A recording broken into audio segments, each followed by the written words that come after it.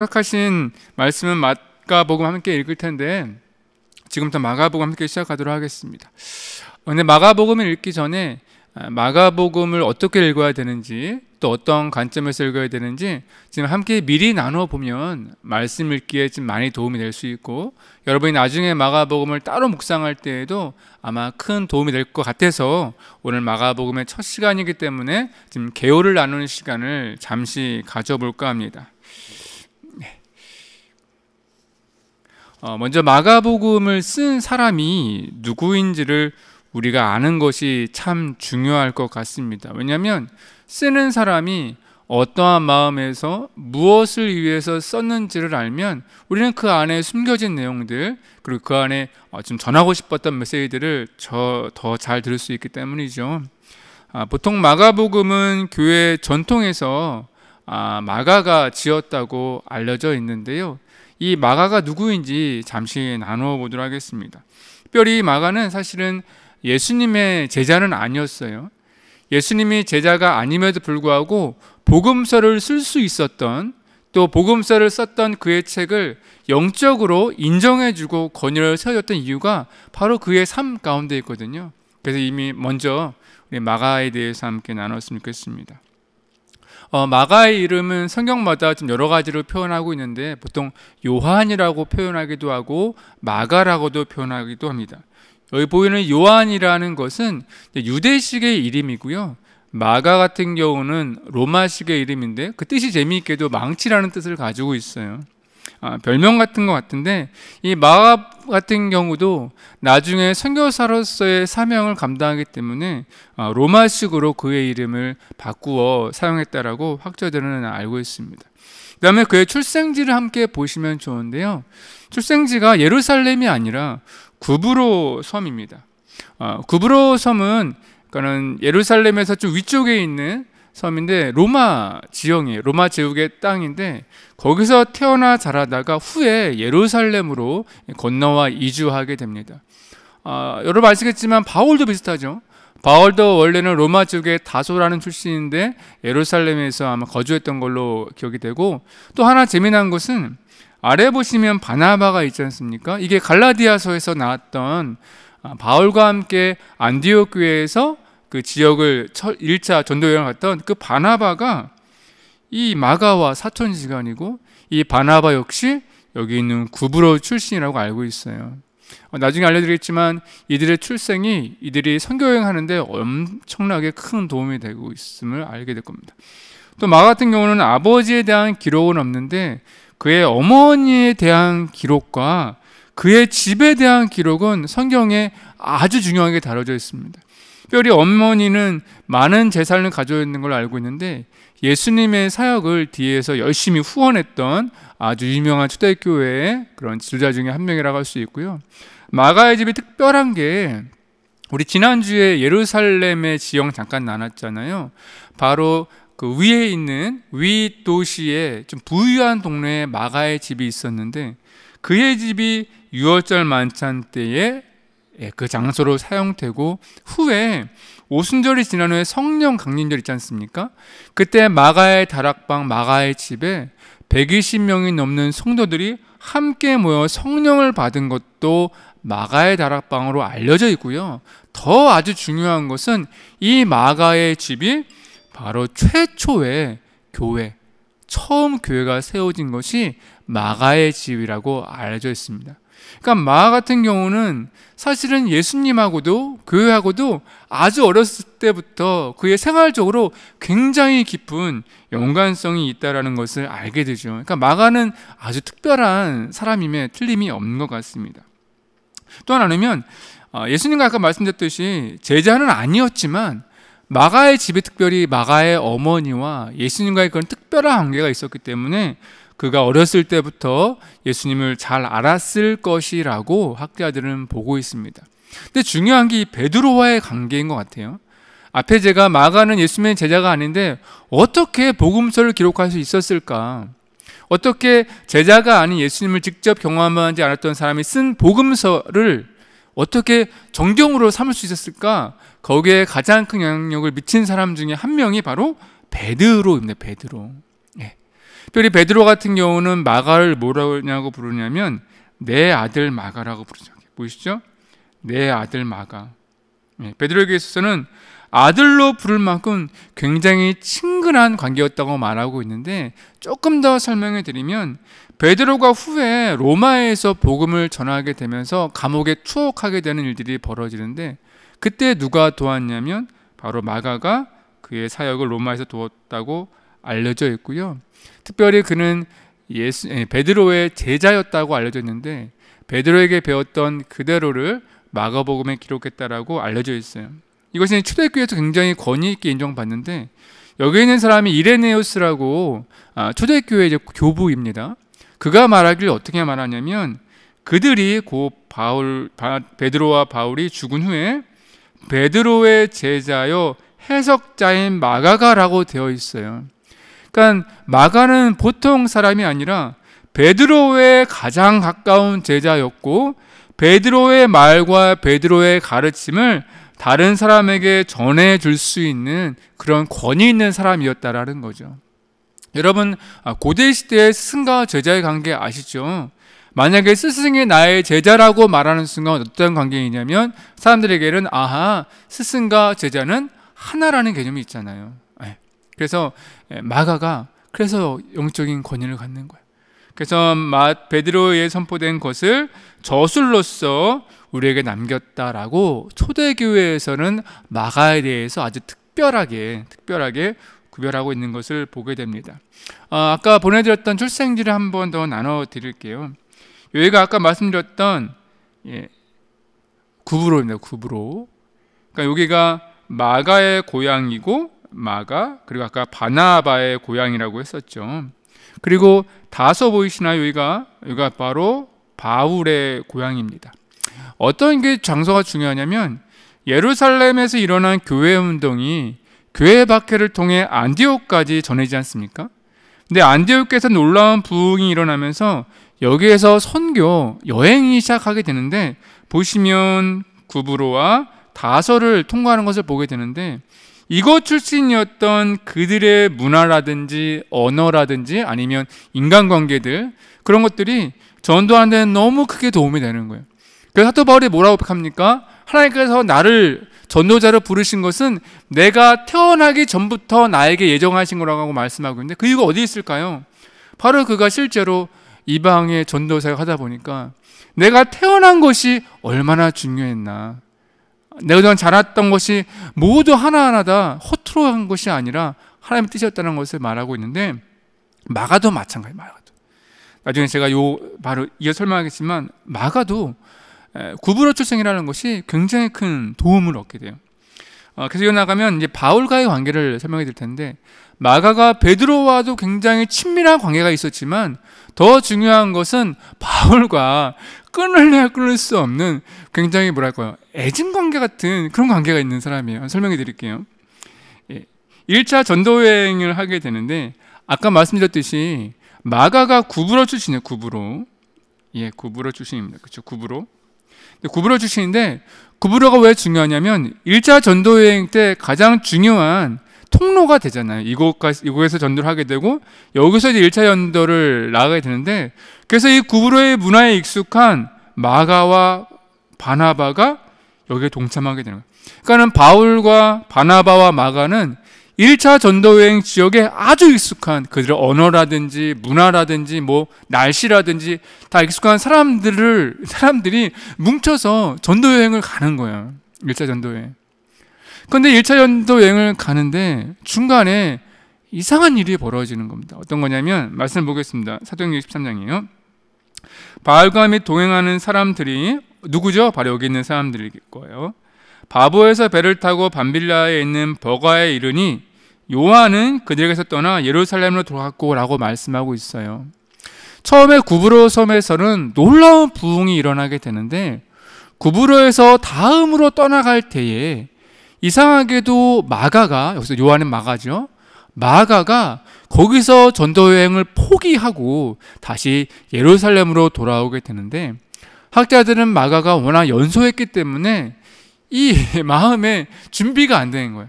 그래서 겁이 울컥 들어가지고 그가 전도 여행을 포기하고 떠났다라고 알려져 있습니다.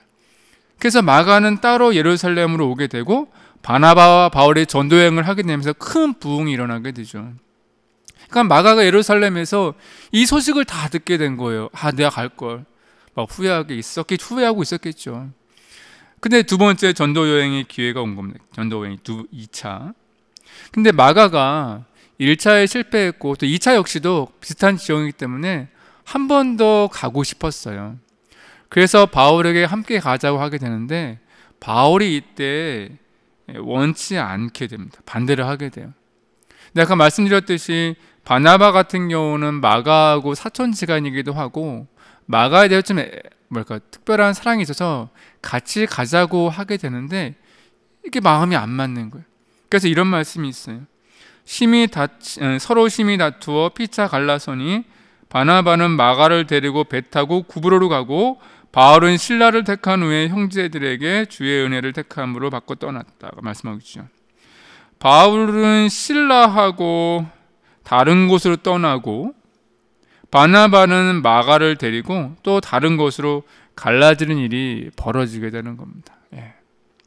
근데 이렇게 사이가 좋지 않게 갈라졌는데 그 중간에 기록은 없는데 후에 어떻게 된지는 모르겠지만 바울과 마가는 굉장히 화해를 하게 되고 뒤에는 바울 사역을 전적으로 돕는 큰 사람이 됩니다. 여기서 한 가지만 말씀드리면 사실은 도마 같은 경우는 별명을 지면 도망자라고 부르고 싶은데 왜냐하면 이게 처음이 아니거든요. 마가복음 나누겠지만 14장에서 예수님이 잡히실 때 아주 특이한 장면이 나와요. 한 청년이 벗은 몸에 배 홀이불을 두르고 예수를 따라가다가 무리에게 잡힘에 배 홀이불을 버리고 벗은 몸으로 도망가니라 라는 말씀이 있는데 이 청년의 이야기가 마가복음에만 나오거든요. 그래서 많은 학자들이 이것이 마가 자신의 이야기라고 소개를 해요.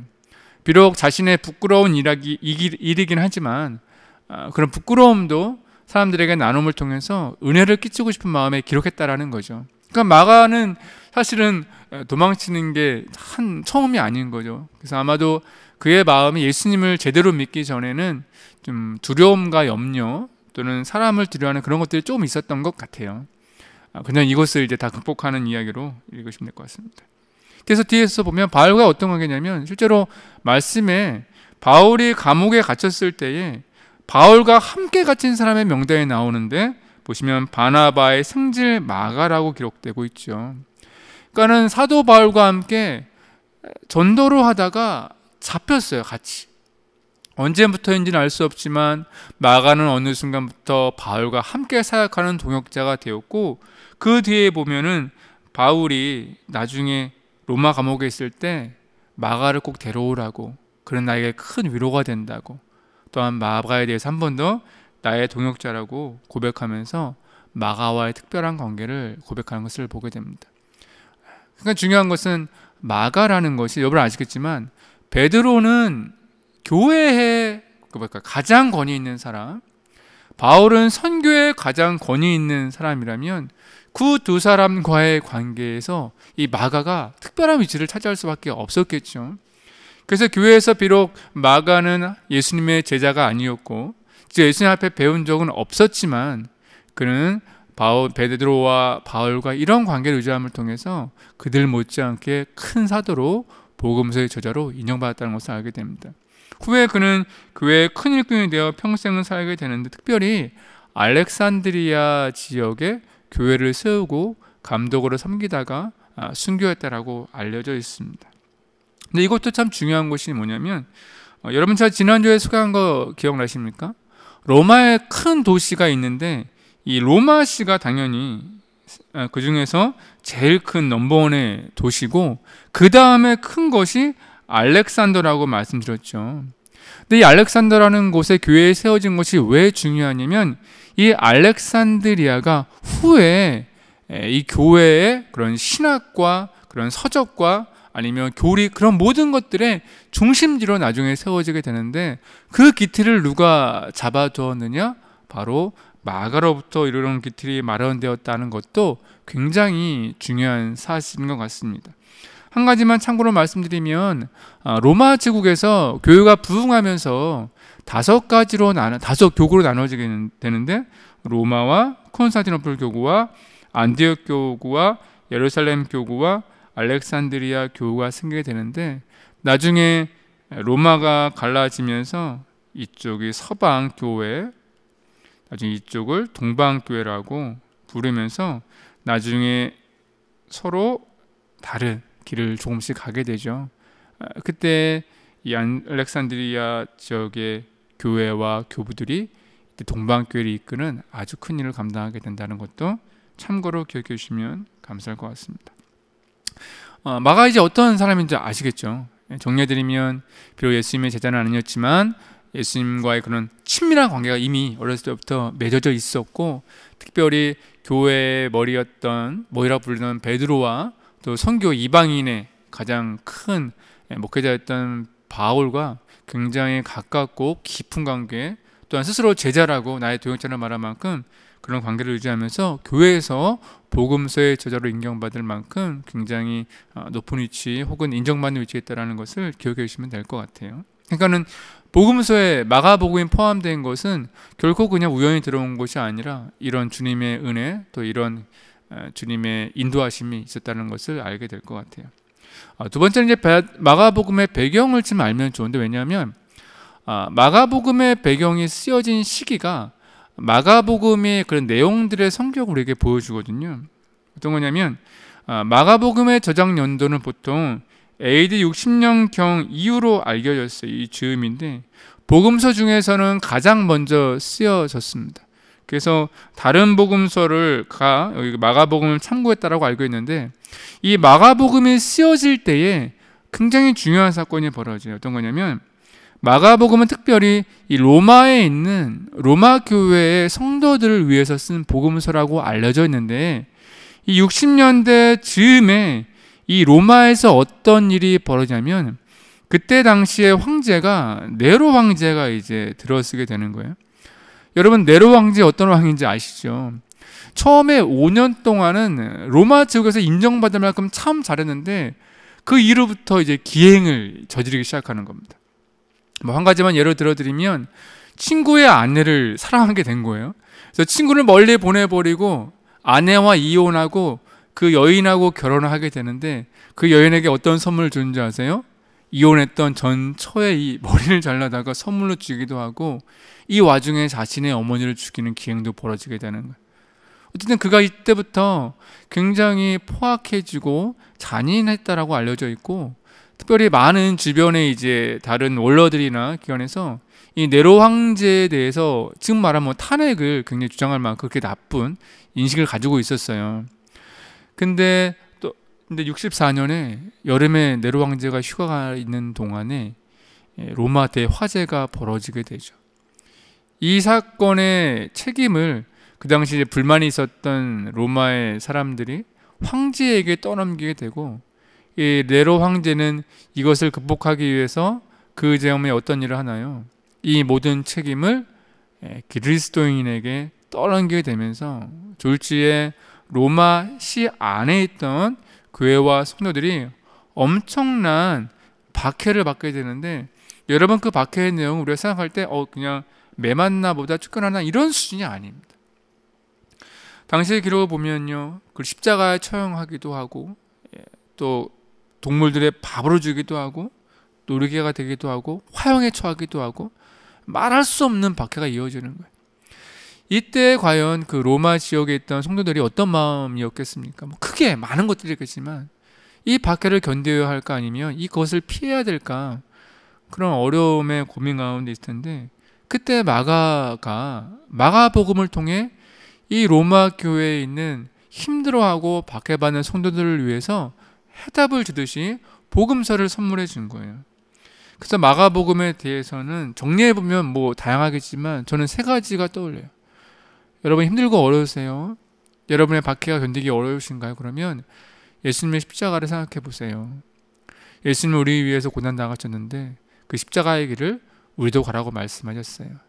두 번째는 마가복음 같은 경우는 예수님의 기적과 능력이 굉장히 강조되고 있는데, 특별히 어려움 당하는 육체적인 어려움, 또는 생활어려움 당하는 사람에게 이런 능력, 이런 말씀이 위로가 되죠. 예수님의 능력을 기대해 보세요. 예수님은 자연도 꾸짖으시고 아픔도 치료해 주시는 능력의 분이시니까 주님에게 능력을 구하며 우리 어려움을 이겨봅시다. 그런 메시지가 담겨져 있고요. 세 번째는 박해라는 것이 사실은 야 내일 끝날 거라고 이렇게 진행되는 것이 아니라 사실은 언제 끝날지 모르는 어려움이 계속되어져 있고 그 하루하루가 정말 죽을 만큼 고통스러운 것 아니겠습니까? 그때 마가복음은 하나님의 나라에 대해서 그 하나님의 나라를 준비하는 제자들, 그 하나님의 나라를 소망하는 이 제자들의 마음에 대해서 특별히 강조하고 있단 말이죠. 그래서 마가복음의 말씀을 앞으로 계속 나누겠지만 이런 어려움들, 고난에 대한 것들, 그럴 때 어떻게 나는 믿음으로 승리할 수 있는가, 그것에 대한 주제들이 아주 깊숙이 담겨 있다는 것을 알게 됩니다. 아마 여러분들 읽으시면서 그런 부분들을 같이 연상해 보시면 아마 떠오를 수가 있을 것 같습니다. 그래서 이제는 직접적으로 마가복음에 대해서 한번 알아보겠습니다. 마가복음은 책 제목은 마가복음이지만 근데 마가복음이 제목이 아닐 수도 있다는 의견들이 많이 있어요. 옛날에는 이것처럼 두루마리 잤어요. 두루마리 같은 경우는 맨 처음 펴지는 때 보이는 글씨가 책 제목이 되거든요. 그때 책 보이는 이 부분 보이시죠? 그게 바로 복음의 시작이라는 문구인데, 그래서 마가복음의 제목은 복음의 시작이다라고 말하는 부분이 있어요. 그러니까 그만큼 마가는요, 이 복음에 대해서, 예수님에 대해서 아예 처음부터 말하고 싶었던 것들이 드러나는 부분이기도 합니다. 마가복음 특별히 로마인들을 위해 쓰여졌다고 했는데, 그래서 마태복음하고 비교해 보면 너무나도 분명한 차이가 있어요. 우리 지난주까지 읽었던 마태복음은 유대인을 위한 책이었다고 말씀드렸죠. 그래서 마태복음은 유대인을 위해서 유대인의 문화 가운데 유대인이 익숙한 것들, 그들을 깨우기 위한 말씀이라면 마가복음은 철저히 로마인들을 향해서 써져 있어요. 그러니까 비교해 보면 마태복음에는요 족보가 있어요. 왜냐하면 유대인들에게는 자기네 뿌리가 중요하지 않습니까? 하지만 이방인이 로마인들에게는 뿌리가 중요하지 않으니까 아예 족보 자체가 없습니다. 또 유대인들 같은 경우는 율법이 중요하잖아요. 율법 중에서도 이제 모세가 중요한데, 그래서 산상수훈, 그래서 예수님의 말씀이 많이 기록되어 있어요. 그래서 예수님을 새로운 모세라고 말하는 거죠. 근데 마가복음에는 놀랍게도 산상수훈이 없습니다. 왜냐하면 예수님을 새로 오신 율법으로 오신 또 모세로 오신 예수님이라는 것을 표현할 필요가 없는 거죠. 그다음에 유대인과 마가복음 같은 경우는 이 모든 문제의 원인을 유대인에게 이제 약간 이렇게 전가하는 모습이 있어요. 왜냐하면 이 당시가 유대가 이제 완전히 멸망할 때 무엇이 문제냐? 바로 유대인들을 영적으로 바르게 이끌지 못한 유대 지도자들에 대한 질타들이 많이 있어서 이런 문제들이 구체적으로 끝까지 다 다뤄지는 반면에 마가복음에서는 그렇게 분량이 많지는 않습니다. 또 구약의 인용 같은 경우 당연히 마태복음 같은 경우는 굉장히 128장이나 많지만 마가복음은 절반도 되지 않아요. 왜냐하면 로마인들을 위한 책이기 때문입니다. 또 몇 가지 특징은 용어나 단어들도 여기 마태복음은 유대인들을 위한 것이기 때문에 이런 불필요한 것은 필요가 없어요. 근데 마가복음에는 아람어를 라틴어로 해석도 해줍니다. 다리에다고 번역하면 소녀 일어나라, 에바다는 열려라라는 뜻이다, 고고다는 번역하면 해고이라는 것이다, 이렇게 로마인들이 읽기 편하도록 번역까지 해주고요. 거기 나오는 단어들도 화폐 단위라든지 아니면 사용하는 단어들도 로마인에 익숙한 로마의 단어들을 많이 사용하고 있습니다. 전체를 나눠드리면 마가복음과 마태복음은 굉장히 큰 차이가 있다는 것을 알게 되는데, 또 한 가지 재미난 특징을 알려드리면 마가복음에는요 이 곧이라든지 즉시라는 표현이 너무너무 많이 등장해요. 그리고 예수님의 말씀보다는 행동이 강조됩니다. 그리고 장수도 16장으로 짧아요. 근데 이 모든 것이 왜 빠르냐면 마치 달리기 하는 거 보이시죠? 달리기 어디를 향해 달려가냐면 바로 십자가를 향해 전달하고 싶은 마음이 강렬한 겁니다. 왜냐하면 제가 말씀드렸듯이 박해의 현장이라고 말씀드렸잖아요. 박해의 현장에서는 뭐가 중요하냐면 오늘 이 이야기를 듣지 않으면, 오늘 결단하지 않으면 당장 내일 어떻게 될지 모르는 겁니다. 그래서 마가복음은 읽기에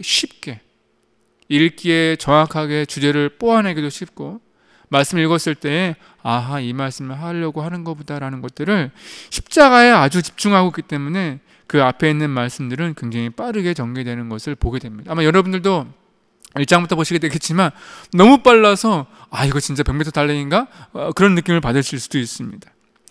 세 번째 특징은 마가복음에만 있는 놀라운 특징인데, 앞에 있는 거 보시죠. 불쌍히 여기심, 탄식하심, 노하심, 사랑하심, 놀라심, 슬퍼하심, 고민하심 같이 이런 예수님의 이 감정에 대한 것 있지 않습니까? 감정에 대한 것들이 마가복음에만 아주 풍성하게 기록되어 있어요. 왜일까요? 제가 생각했을 때 이 박해와 고난 있지 않습니까? 고난. 박해 고난 가운데 인간적인 감정들이 너무도 많이 있잖아요. 이때 예수님도 나와 같았다라는 것을 얘기하고 싶은 거죠. 예수님도 그러셨어. 예수님도 탄식하시고, 예수님도 아프셨고, 예수님도 슬퍼하셨어. 그런 것들을 마가복음의 공동체에게 소개하고 싶었던 것 같아요. 그래서 마가복음에는 이렇게 되어 있습니다. 그래서 구절을 설명해 드리면, 이 앞부분에는요, 예수님의 사역에 대해서 아주 빠르게 마치 요약하듯이 소개하고 있어요. 그러니까 중요한 것만 따로따로 소개하고 있고요. 그 후에 8장 이후로부터는 예수님의 십자가 사역으로 집중되어 있고, 그 가는 길에서 일어났던 것들을 묘사하면서 설명하고 있죠. 여기서 중요한 포인트는요, 이 길이라는 겁니다. 길이라는 것은 제자도와 아주 연관성이 있죠. 그렇죠? 그래서 마가복음 같은 경우는 길에서 일어나는 일들, 삶의 자리에서, 신앙의 자리에서 일어난 일들을 많이 소개하면서 실제로 고난 가운데 있는 마가 공동체에게 큰 힘과 위로가 주는 책들을 쓰고 있습니다. 이 정도면 아마 마가복음을 읽으시는 데에 아마도 어려움은 없을 것 같아요. 그렇죠? 이러한 관점으로 함께 마가복음 오늘 읽어볼 텐데요. 오늘은 개요가 좀 길었기 때문에 오늘은 4장까지만 읽어볼 텐데, 우리 한 장 한 장 우리 함께 그 내용들을 조금 간략하게 나누면서 지금부터 함께 읽어보도록 하겠습니다. 먼저 마가복음의 1장을 조금 소개해 드릴게요. 보시면 뭐라 써있죠? 바쁘다 바빠. 얼마나 바쁜지 아마 아시면 깜짝 놀랄 겁니다. 특별히 마가복음에서는요, 예수님에 대한 소개 중에 출생에 대한 이야기가 빠져있다는 게 굉장히 특이하고, 아까 말씀드렸던 족보의 얘기가 다 빠져 있습니다. 마가복음에서는 아예 처음부터 예수님의 사역부터 시작을 해요. 그래서 세례 요한의 선포부터, 세례 받으시고 광야 시험 받으시고 갈릴리의 복음 선포하는 것이 얼마나 빨리 진행되는지 정말 여러분이 보기에도 유학이네라고 생각할 만큼 굉장히 빠르게 소개하고 있는 것을 보게 됩니다. 그리고 예수님의 제자 중 4명, 베드로와 안드레와 야곱과 요한을 부르시는 것을 보게 되는데, 특별히 마가복음 같은 경우는 이 베드로가 스승이라고 말씀드렸지 않습니까? 그래서 베드로에 대한 표현들이 굉장히 자세하게 되어 있는 것들의 특징이라고 할 수 있고요. 그 다음에 기적들을 소개하고 있어요. 그래서 갈릴리 지역에서 예수님이 행하신 놀라운 기적을 통해 수많은 사람들이 돌아왔다는 거고, 1장에 맞췄을 때 정리가 뭐냐면요, 예수님의 말씀이 시작되었고 예수님은 놀라운 권위와 능력을 행하셨는데 그 아이가 삽시간에 퍼져서 이미 수많은 사람들이 예수님을 그리스도로 고백하고 그 앞에 나왔다라는 것을 그냥 군더더기 없이 바로 소개하는 것이 1장의 말씀입니다. 여기서 한 가지만 소개해드리면, 광야의 이야기에서 마가복음은 특이한 표현이 하나 있는데, 들짐승이 예수님과 함께 있다라는 표현이 있어요. 근데 이것이 저에게는 조금 중요하게 했던 것이 뭐냐면, 예수님이 광야에 계실 때에 들짐승으로부터도 고난을 당하셨다라는 것이 초대교회 성도들에게 특별히 큰 위로가 됐을 것 같은 마음이 있어요. 왜냐하면 들짐승이라는 것이 어느 지역에서나 굉장히 천대받는 거고, 들짐승에게 던져졌다는 것은 끝났다는 것 아니겠습니까? 마치 그들은 만약 이렇게 끝났다면 나는 하나님에게 버림받았어, 하나님은 없어, 나는 그냥 먹잇감에 불과해라고 좌절했을 텐데, 마가복음에서는 예수님도 광야에서 들짐승에게 고통을 당하셨어. 그러니까 너네 지금 당하는 이 고통 너네만 있는 것이 아니라 하나님의 아들도 그러셨기 때문에 너희도 지금 이거 잘못된 건 아니야. 이건 충분히 그리스도인이 당할 수 있는 고통이라는 것을 설명해 주는 거예요. 여러분, 들짐승에게 먹이로 던져진다는 것이 얼마나 끔찍하겠습니까? 코로나19의 바이러스에 던져지는 것 그 이상 아닐까 싶기도 한데, 그런 고통들 나만 당하는 것이 아니라 예수님도 당하셨다라는 그것을 함께 묵상하고 나오다 보면 나의 고통이 감당할 수 있을 만큼 넓어지지 않을까라는 그런 마음이 있습니다. 우리 함께 마가복음 1장 함께 말씀 읽어볼 텐데요. 말씀 펼쳐주시고요. 우리 마가복음 1장 말씀 함께 읽도록 하겠습니다. 준비되셨죠? 시작하겠습니다. 마가복음 제1장. 하나님의 아들 예수 그리스도의 복음의 시작이라. 선지자 이사야의 글에 보라, 내가 내 사자를 내 앞에 보내노니 그가 내 길을 준비하리라. 광야에 외치는 자의 소리가 있어 이르되 너희는 주의 길을 준비하라. 그의 오실 길을 곧게 하라. 기록된 것과 같이 세례 요한이 광야에 이르러 죄사함을 받게 하는 회개의 세례를 전파하니 온 유대 지방과 예루살렘 사람이 다 나아가 자기 죄를 자복하고 요단강에서 그에게 세례를 받더라. 요한은 낙타털옷을 입고 허리에 가죽띠를 띠고 메뚜기와 석청을 먹더라. 그가 전파하여 이르되 나보다 능력 많으신 이가 내 뒤에 오시나니 나는 굽혀 그의 신발끈을 풀기도 감당하지 못하겠노라. 나는 너희에게 물로 세례를 베풀었거니와 그는 너희에게 성령으로 세례를 베푸시리라.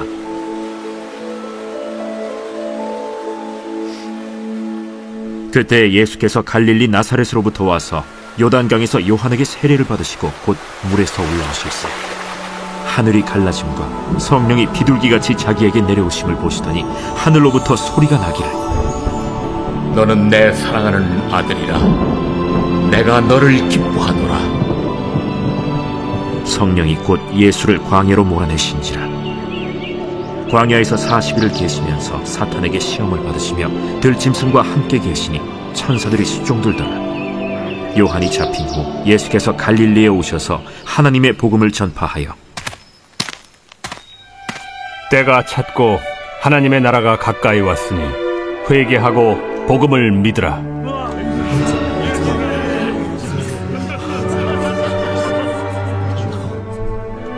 갈릴리 해변으로 지나가시다가 시몬과 그 형제 안드레가 바다에 그물 던지는 것을 보시니 그들은 어부라. 나를 따라오라. 내가 너희로 사람을 낚는 어부가 되게 하리라 하시니 곧 그물을 버려두고 따르니라. 조금 더 가시다가 세베대의 아들 야고보와 그 형제 요한을 보시니 그들도 배에 있어 그물을 깁는데 곧 부르시니 그 아버지 세베대를 품꾼들과 함께 배에 버려두고 예수를 따라가니라. 그들이 가버나움에 들어가니라. 예수께서 곧 안식일에 회당에 들어가 가르치시매 무사람이 그의 교훈에 놀라니 이는 그가 가르치시는 것이 권위 있는 자와 같고 서기관들과 같이 아니함일러라. 마침 그들의 회당에 더러운 귀신 들린 사람이 있어 소리질러 이르되 나사렛 예수여, 우리가 당신과 무슨 상관이 있나이까? 우리를 멸하러 왔나이까? 나는 당신이 누구인 줄 아노니 하나님의 거룩한 자니이다.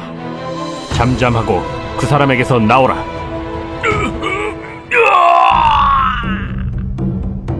더러운 귀신이 그 사람에게 경련을 일으키고 큰 소리를 지르며 나오는지라.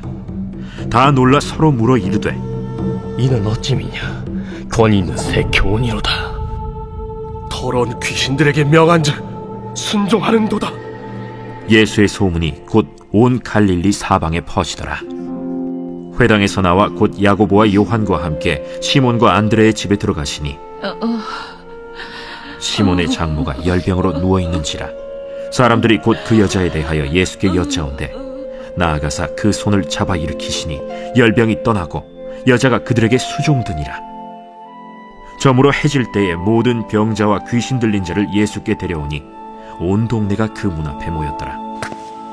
예수께서 각종 병이 든 많은 사람을 고치시며 많은 귀신을 내쫓으시되 귀신이 자기를 알므로 그 말하는 것을 허락하지 아니하시니라. 새벽 아직도 밝기 전에 예수께서 일어나 나가 한적한 곳으로 가사 거기서 기도하시더니 시몬과 및 그와 함께 있는 자들이 예수의 뒤를 따라가 만나서 이르되 모든 사람이 주를 찾나이다. 우리가 다른 가까운 마을들로 가자. 거기서도 전도하리니 내가 이를 위하여 왔노라. 이에 온 갈릴리에 다니시며 그들의 여러 회당에서 전도하시고 또 귀신들을 내쫓으시더라. 한 나병 환자가 예수께 와서 꿇어 엎드려 간구하여 이르되 원하시면 저를 깨끗하게 하실 수 있나이다. 예수께서 불쌍히 여기사 손을 내밀어 그에게 대시며 내가 원하노니 깨끗함을 받으라. 곧 나병이 그 사람에게서 떠나가고 깨끗하여진지라.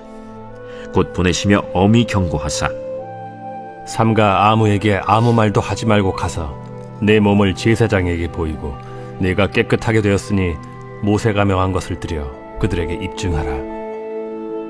그러나 그 사람이 나가서 이 일을 많이 전파하여 널리 퍼지게 하니 그러므로 예수께서 다시는 드러나게 동네에 들어가지 못하시고 오직 바깥 한적한 곳에 계셨으나 사방에서 사람들이 그에게로 나아오더라. 여러분 1장 읽어보셨겠지만 어떠세요? 정말 빠르게 진행하고 있고 정말 예수님의 그런 사역을 압축해 놓은 것 같지요. 그래서 보면 특별히 귀신을 들린 아주 큰 귀신을 물리친 거라든지 나병 환자를 물리치는 거 사실 권위 있는 사람, 능력 있는 사람은 거의 끝판 아니겠습니까? 예수님은 그런 역사들이 일으키심을 통해서 마지막 장에 있는 것처럼 수많은 사람들이 예수님을 보기 위해서 모여들었던 그 역사가 일어났다라는 것을 아주 빠르게 소개하고 있습니다. 근데 이 장에서는 재미난 거 하나 알려드릴게요. 여러분 앞에 내용을 보셔서 알겠지만 마가는 책이 많지 않기 때문에 그 분량이 크지 않았어요. 많지 않았어요. 근데 놀라운 것이 이겁니다. 5번째 기적으로 가버나움에 중풍병자를 고치는 이야기를 소개하는데 이야기 다 아시죠? 이 사람이 너무 많아 들어갈 수 없자 이 친구들이 여기 있는 것처럼 친구들이 연역처럼 친구를 묶어다가 아래로 내려와서 치유받는 그 역사가 일어나는데 여기에 대한 분량을 무려 12절을 쓰고 있어요. 12절. 이 12절이 많아 보이지는 않지만 마가복음에서 12절이라는 것은 엄청난 분량입니다. 왜 마가는 이 친구들이 도왔던 이 중병자가 치유받는 이 역사를 왜 중요하게 다뤘을까? 이것의 분량을 좀 더 많이 할애했을까? 다른 것이 아니라 박해와 고난을 당하는 있는 성도들에게 이기는 방법을 소개하고 싶지 않았을까라고 싶은 거예요. 제 마음에.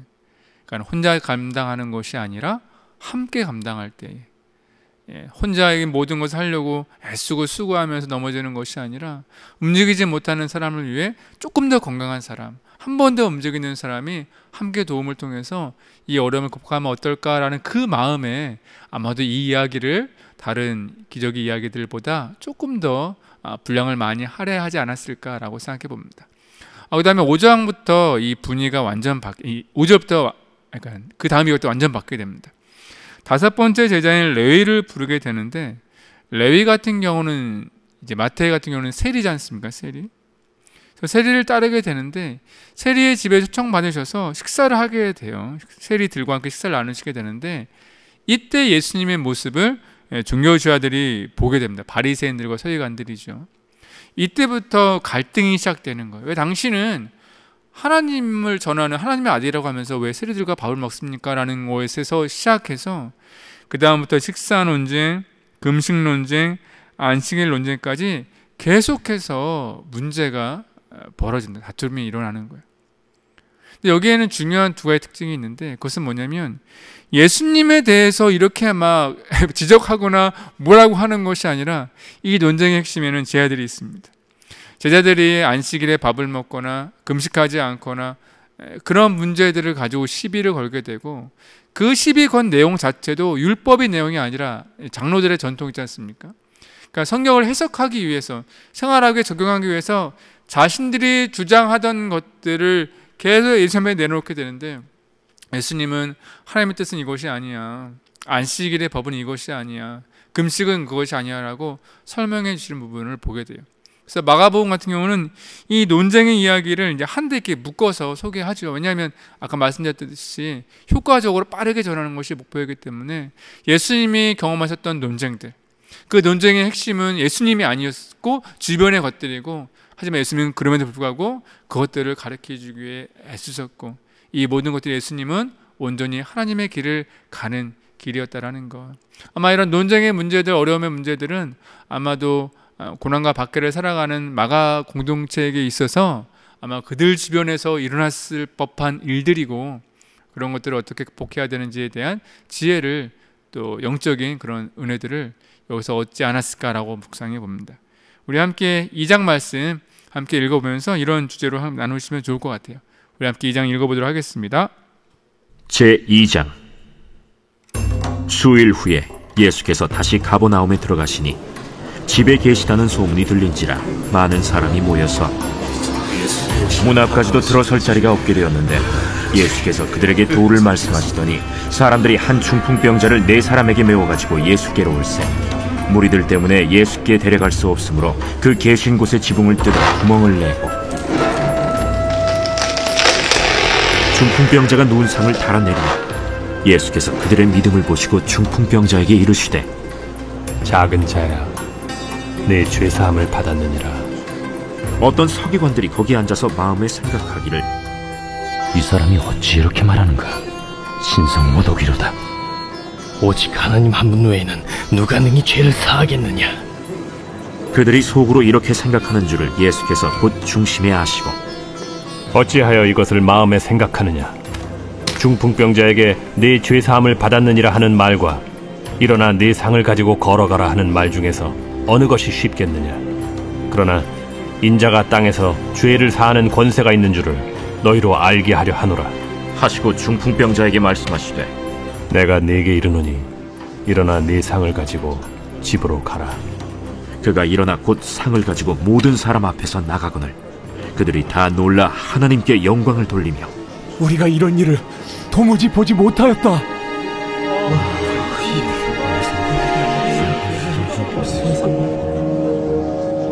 예수께서 다시 바닷가에 나가심에 큰 무리가 나왔거늘 예수께서 그들을 가르치시니라. 또 지나가시다가 알페오의 아들 레위가 세관에 앉아있는 것을 보시고, 나를 따르라 하시니 일어나 따르니라.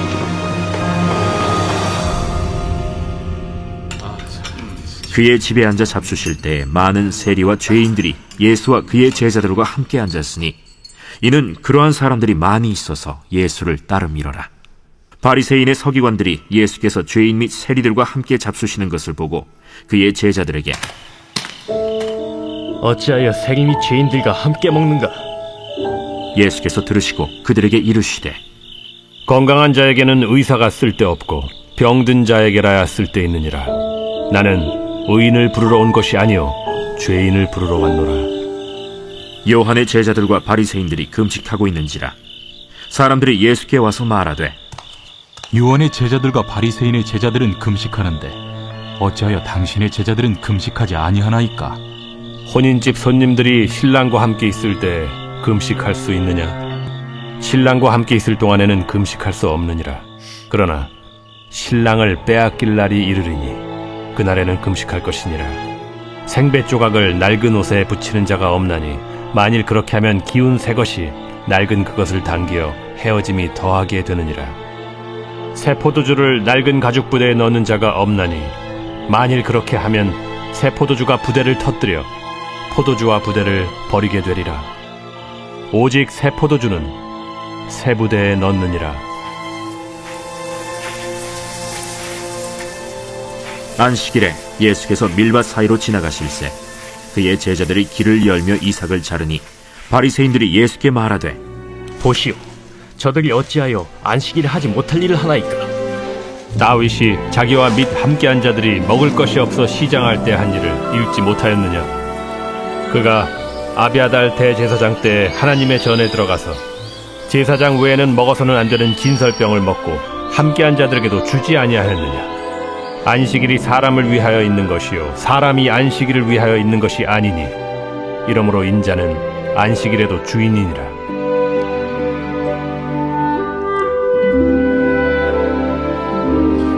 말씀 읽었습니다. 그렇게 예수님이 종교 지도자들과 이제 갈등이 일어나게 되는데, 제가 앞에 말씀드렸듯이 마가복음 같은 경우는 굉장히 급하고 빠르게 진행된다고 했잖아요. 자, 종교자들, 지도자들과의 갈등이 있었다. 그 다음에 어떻게 진행될까요? 바로 다음의 이야기가 바로 이어지는 거예요. 회당에서 안식일날 손 많은 사람을 치유하게 되는데, 이 사건을 통해서 벌써 3장밖에 되지 않았는데 바리새인들과 헤롯 당이 예수님을 죽이기로 모의하는, 의논하는 것까지 이르게 됩니다. 그러니까 마가복음 같은 경우는 계속 이 성격이 드러나는 거예요. 예수님의 사역 어디까지 계속 달려가고 있습니까? 십자가까지 계속 달려가고 있는 거예요. 그 다음에 이어지는 말씀은 예수님의 사역을 한 번 더 소개하게 되는데, 갈릴리에서 큰 사역입니다. 예수님의 말씀이 유다와 예루살렘뿐만 아니라 이둠의 강 건너편 두로와 시돈까지 엄청나게 예루살렘 주변에 있는 모든 것에 다 퍼지게 되는 거예요. 그래서 이방에서도 예수님 앞에 달라오는 역사가 일어나는 겁니다. 그 후에 12명의 제자를 세우는 이야기가 나오는데, 여기에 재미난 것이 하나 있어요. 뭐냐면 예수님께서 제자들을 세우신 목적에 대해서 3가지를 소개하고 있는데, 그 첫 번째가 뭔지 아세요? 바로 함께하기 위해서입니다. 2번째가 전도고요, 3번째가 권능을 행하게 하기 위해서예요. 첫 번째 목적이 함께하기 위해서라는 것이 물론 저에게도 큰 위로가 되는데, 당시 마가 공동체에 고난과 박해를 당하는 이들에게 얼마나 큰 위로가 됐을까. 예수님이 지금 나와 함께 하시다라는 것, 그것은 나를 부르신 목적이야. 내가 비록 고통 가운데 느끼지 못할지는 모르지만 주님은 지금도 나와 함께 하시라는 것이, 이 부르신 목적의 첫 번째가 함께하기 위해서라는 것에 너무나도 선명하게 드러나는 것 같아요. 여러분도 마찬가지 아니겠습니까? 우리가 살아갈 때 주님께서 부르셨다고 고백하게 되는데, 주님께서 왜 우리를 부르셨을 것 같아요? 마가의 고백은요, 너와 함께하고 싶어서, 너와 함께 살고 싶어서, 너와 사랑하고 싶어서, 그리고 그 다음이 전도야. 그 다음에 어떤 거야? 가장 중요한 건 주님은 너와 함께하길 원하셔. 이것이 되게 굉장히 큰 위로가 되는 것 같아요. 3장의 다음 이어지는 것에는 또다시 이렇게 함께 묶음이 하나 나오게 되는데, 예수님을 찾아온 사람들의 이야기가 그 다음에 이어져요. 첫 번째는 예수님의 친족들이 찾아오는데, 그 이유가 뭔지 아십니까? 예수님이 미쳤다고 여기고 붙들러 오는 거예요. 두 번째는 예수님을 찾아서 서기관들이 오게 되는데, 예루살렘에서 오게 되는데, 그들이 예수님을 감시하다가 바알셀의 이런 기적과 능력을 행하는 것이 바알세불에 힘을 입어서라고, 더러운 귀신 들린 거라고 말하고 가고요. 세 번째는 예수님의 가족이 찾아옵니다. 예수님의 가족은 예수님을 좋다고 환영하는 것이 아니라 위와 같은 내용이겠죠. 그래서 예수님은 나의 가족이 그냥 나의 육신의 가족이 내 가족이 아니라 예수님을 따르는 사람이 나의 가족이라고 그 말씀을 정리해 주십니다. 근데 이 말씀 역시도 이렇게 묶여 있고, 이들의 고백들을 한 번에 볼 때에 아마도 로마 교회 성도들, 박해받는 성도들에게는 자신들의 생활과 이렇게 매치할 수밖에 없겠죠. 믿지 않는 사람, 이방인 출신이었기 때문에 사실 그 친구라든 이웃 가운데 믿지 않는 친구들도 많이 있겠습니까? 있겠죠.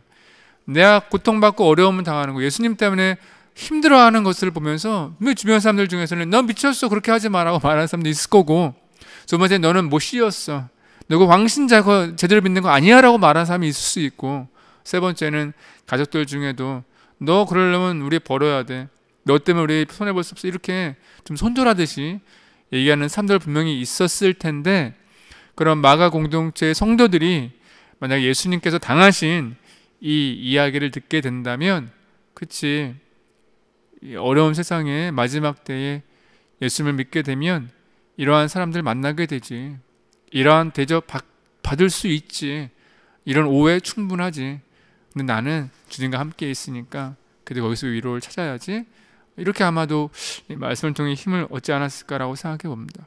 그래서 3장 같은 경우는 조금 더 그런 부분들을 많이 담아둔 것 같은 마음이 있어요. 우리 함께 3장 말씀 읽으면서, 여러분들도 요즘 많이 힘드시고 어려우실 텐데, 나에게 예수님은 어떤 분이신가 함께 고백하면서 묵상하면서 함께 3장 말씀 읽으면 참 좋겠다는 마음이 있습니다. 우리 3장 말씀 우리 함께 묵상하도록 하겠습니다. 제3장. 예수께서 다시 회당에 들어가시니 한쪽 손 마른 사람이 거기 있는지라. 사람들이 예수를 고발하려 하여 안식일에 그 사람을 고치시는가 주시하고 있거늘 예수께서 손 마른 사람에게 이르시되 한가운데 일어서라. 안식일에 선을 행하는 것과 악을 행하는 것, 생명을 구하는 것과 죽이는 것, 어느 것이 옳으냐? 그들이 잠잠하거늘 그들의 마음이 완악함을 탄식하사 노하심으로 그들을 둘러보시고 그 사람에게 내 손을 내밀라. 내밀매 그 손이 회복되었더라. 바리새인들이 나가서 곧 헤롯 당과 함께 어떻게 하여 예수를 죽일까 의논하니라.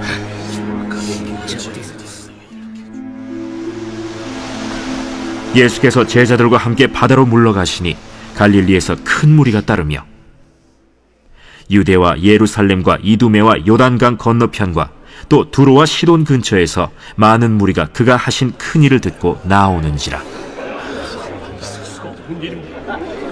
예수께서 무리가 애워싸 미는 것을 피하기 위하여 작은 배를 대기하도록 제자들에게 명하셨으니 이는 많은 사람을 고치셨으므로 병으로 고생하는 자들이 예수를 만지고자 하여 몰려왔습니다. 더러운 귀신들도 어느 때든지 예수를 보면 그 앞에 엎드려 부르짖어 이르되 당신은 하나님의 아들이니이다 하니 예수께서 자기를 나타내지 말라고 많이 경고하시니라. 또 산에 오르사 자기가 원하는 자들을 부르시니 나온지라. 이에 12를 세우셨으니 이는 자기와 함께 있게 하시고 또 보내사 전도도 하며 귀신을 내쫓는 권능도 가지게 하려 하심이로라. 이 12를 세우셨으니 시몬에게는 베드로란 이름을 더하셨고 또 세베대의 아들 야고보와 야고보의 형제 요한이니 이 둘에게는 보아너게 곧 우레의 아들이란 이름을 더하셨으며 또 안드레와 빌립과 바돌로메와 마테와 도마와 알페오의 아들 야고보와 및 다데오와 가나나인 시몬이며 또 가룟 유다니 이는 예수를 판 자더라. 집에 들어가시니 무리가 다시 모이므로 식사할 겨를도 없는지라. 예수의 친족들이 듣고 그를 붙들러 나오니 이는 그가 미쳤다 하밀러라. 예루살렘에서 내려온 서기관들은 그가 바알세불이 집혔다 하며 또 귀신의 왕을 힘입어 귀신을 쫓아낸다 하니 예수께서 그들을 불러다가 비유로 말씀하시되 사탄이 어찌 사탄을 쫓아낼 수 있느냐? 또 만일 나라가 스스로 분쟁하면 그 나라가 설 수 없고 만일 집이 스스로 분쟁하면 그 집이 설 수 없고 만일 사탄이 자기를 거슬러 일어나 분쟁하면 설 수 없고 망하느니라. 사람이 먼저 강한 자를 결박하지 않고는 그 강한 자의 집에 들어가 세간을 강탈하지 못하리니 결박한 후에야 그 집을 강탈하리라. 내가 진실로 너희에게 이르노니 사람의 모든 죄와 모든 모독하는 일은 사심을 얻되 누구든지 성령을 모독하는 자는 영원히 사심을 얻지 못하고 영원한 죄가 되느니라. 이는 그들이 말하기를 더러운 귀신이 들렸다 함이로라. 그때에 예수의 어머니와 동생들이 와서 밖에 서서 사람을 보내어 예수를 부르니 무리가 예수를 둘러 앉았다가 보소서, 당신의 어머니와 동생들과 너희들이 밖에서 찾나이다. 누가 내 어머니이며 동생들이냐 하시고 둘러 앉은 자들을 보시며 내 어머니와 내 동생들을 보라. 누구든지 하나님의 뜻대로 행하는 자가 내 형제요 자매요 어머니이니라.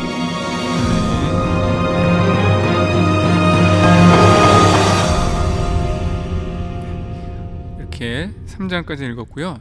3장에서 분위기가 한번 이렇게 반전이 바뀌는 부분이 있는데 4장에서입니다. 왜냐하면 4장에서는 예수님께서 이제 기적을 행하시고 역사를 하시고 전도하시는 것들을 잠시 내려놓고 이제 말씀하시는 것에 집중하게 되는데, 근데 이 말씀이 아까 처음에 말씀드렸던 것처럼 이 마가복음 자체가 이 말씀이 집중이 아니라 예수님의 항하신 이 사역의 중심이기 때문에 말씀이 짧은데, 그럼에도 불구하고 마가복음에서 이 4장에서 거의 모든 말씀을 다 주고 있어요. 그래서 비유의 말씀 유일한 4개를 다 주고 있는데, 마가복음 외에 다른 복음에서 총 49개의 비유가 있습니다. 그 중에 마태복음에서는 하나님의 나라의 비유를 특별히 묶어서 하나의 챕터 몇 장에 나눠서 기록했는데, 그 다음 마가복음에서 이 많은 비유 중에 특별히 요약하고 줄여서 중요하다고 생각한 건 4개를 줄였을 거 아니에요. 4개가 나오는데 이 4개의 비유가 어떤 거냐? 마가에게는 이것이 그 수많은 예수님의 가르침 중에서 왜 이것이 유독 중요하게 느껴지고 로마 교회 공동체들에게 전하고 싶었을까? 그것을 함께 생각해 보시면 이 4장의 말씀이 조금 더 다르게 오실 것 같아요.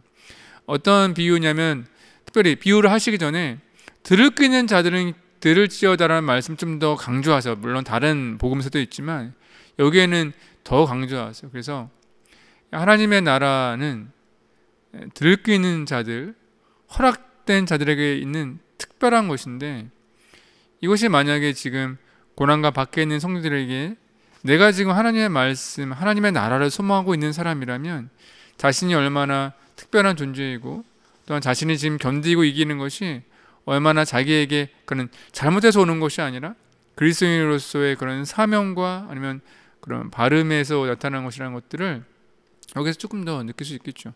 그래서 어떤 거냐면 4가지 밭 비유입니다. 그리고 등불 비유, 씨를 땅에 버린 농부 비유, 겨자씨 비유인데, 말씀 한번 읽어보시면 아실 것 같아요. 근데 이 내용도 다른 복음서에 비해 조금 이렇게 짧긴 하지만, 근데 제가 가만히 4가지 비유를 묵상해 보니까 저에게 있어서는 선택을 자꾸 던지더라고요.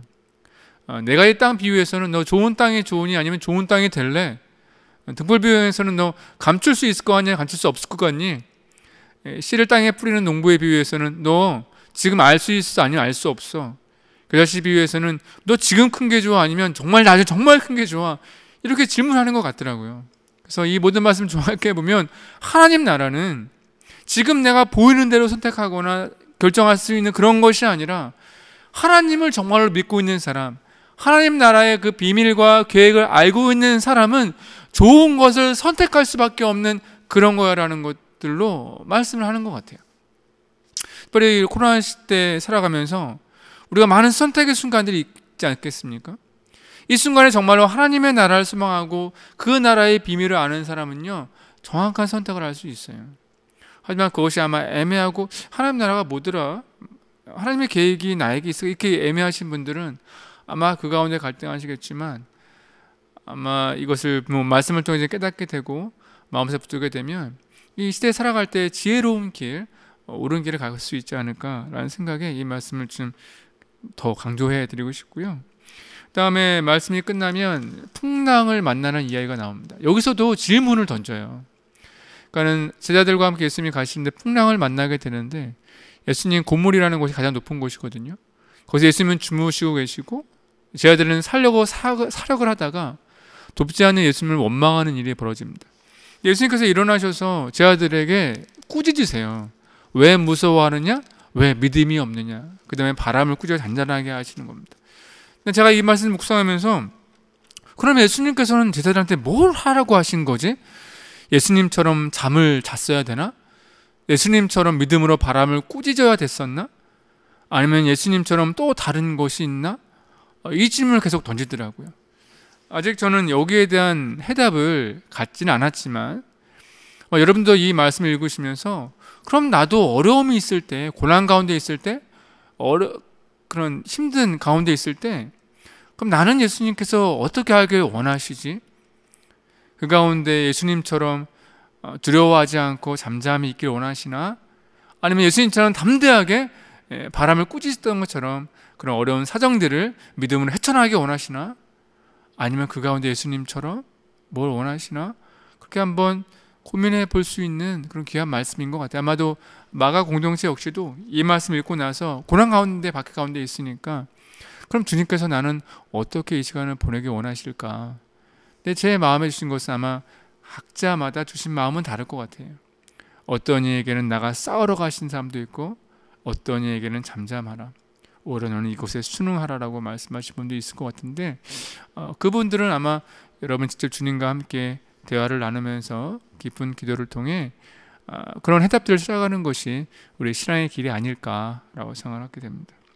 그래서 오늘 4장까지 말씀 묵상할 텐데요, 우리 함께 4장 말씀 보여줬던 내용들 한번 마음 생각하시면서 한번 여러분 스스로 질문하시면서 한번 4장 말씀 읽어보셔도 좋을 것 같습니다. 함께 묵상해 볼게요. 제4장. 예수께서 다시 바닷가에서 가르치시니 큰 무리가 모여들거늘 예수께서 바다에 떠 있는 배에 올라앉으시고 온 무리는 바닷가 육지에 있더라. 이에 예수께서 여러 가지를 비유로 가르치시니 그 가르치시는 중에 들으라. 씨를 뿌리는 자가 뿌리러 나가서 뿌릴새 더러는 길가에 떨어짐에 새들이 와서 먹어버렸고 더러는 흙이 얕은 돌밭에 떨어짐에 흙이 깊지 아니하므로 곧 싹이 나오나 해가 돋은 후에 타서 뿌리가 없으므로 말랐고 더러는 가시떨기에 떨어짐에 가시가 자라 기운을 막음으로 결실하지 못하였고 더러는 좋은 땅에 떨어짐에 자라 무성하여 결실하였으니 30배나 60배나 100배가 되었느니라. 들을 귀 있는 자는 들으라. 예수께서 홀로 계실 때 함께한 사람들이 12제자와 더불어 그 비유들에 대하여 물으니 하나님 나라의 비밀을 너희에게는 주었으나 외인에게는 모든 것을 비유로 하나니 이는 그들로 보기는 보아도 알지 못하며 듣기는 들어도 깨닫지 못하게 하여 돌이켜 죄사함을 얻지 못하게 하려 함이라. 너희가 이 비유를 알지 못할진대 어떻게 모든 비유를 알겠느냐. 뿌리는 자는 말씀을 뿌리는 것이라.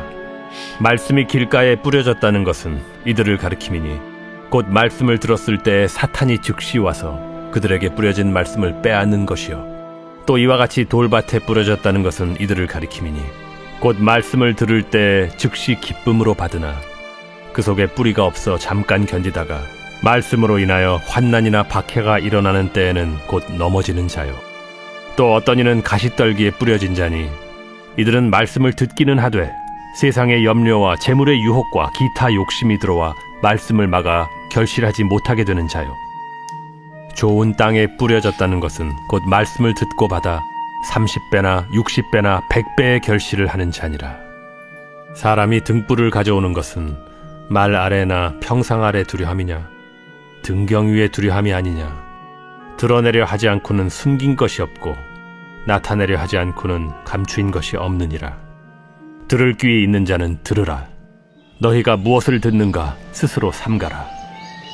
너희의 헤아리는 그 헤아림으로 너희가 헤아림을 받을 것이며 더 받으리니 있는 자는 받을 것이요 없는 자는 그 있는 것까지도 빼앗기리라. 하나님의 나라는 사람이 씨를 땅에 뿌림과 같으니 그가 밤낮 자고 깨고 하는 중에 씨가 나서 자라되 어떻게 그리 되는지를 알지 못하느니라. 땅이 스스로 열매를 맺되 처음에는 싹이요 다음에는 이삭이요 그 다음에는 이삭의 충실한 곡식이라. 열매가 익으면 곧 낫을 대나니 이는 추수 때가 이르렀음이라. 우리가 하나님의 나라를 어떻게 비교하며 또 무슨 비유로 나타낼까?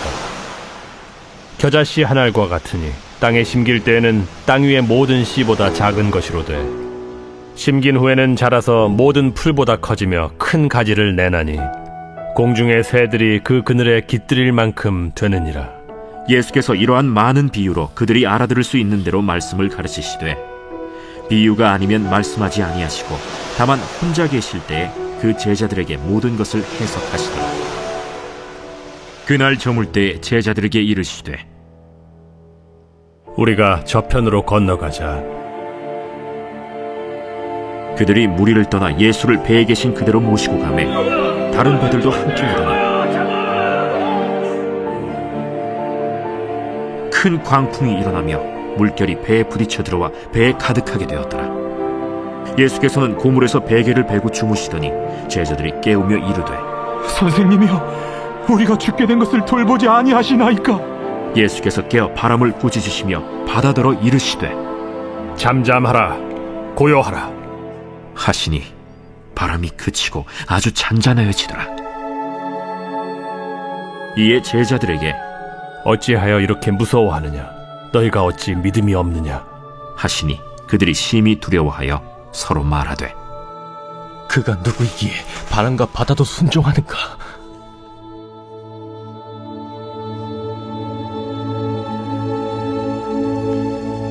아멘. 4장까지의 말씀을 다 읽어보았습니다. 근데 마가복음 같은 경우는 좀 힘들고 어려운 위기나 그런 상황에 처해 있을 때 굉장히 위로와 힘이 되는 말씀이기 때문에 요즘 코로나 시대를 살아가는 우리들에게 굉장히 큰 위로의 말씀, 능력의 말씀 될 것 같아요. 그래서 여러분도 오늘 비록 4장까지 읽었지만 시간 있으실 때 마가복음의 다른 절이나 아니면 함께 읽었던 말씀들 다시 한번 묵상하시면서 이 어려움을 어떻게 극복해야 되는지 그런 은혜와 힘을 좀 누리는 여러분 되었으면 좋겠습니다. 다음 주에는 5장부터 함께 말씀 계속 읽어 가도록 하겠습니다. 우리 기도하고 오늘 수요 말씀 이렇게 마칠게요. 기도하겠습니다. 하나님, 우리 사랑하는 성도들 코로나19 속에서 참으로 힘들고 어려운 시간들을 보내고 있는데 오늘 마가복음을 통해 이 어려움을 극복할 수 있는 힘과 지혜를 얻게 하시고 또 주님께서 함께 하셔서 이 어려움들 잘 극복할 수 있도록 인도하여 주시옵소서. 예수 그리스도의 이름으로 간절히 기도합니다. 아멘. 아멘. 여러분 수고하셨고요. 그럼 다음 주에 다시 한번 뵙겠습니다. 수고하셨습니다.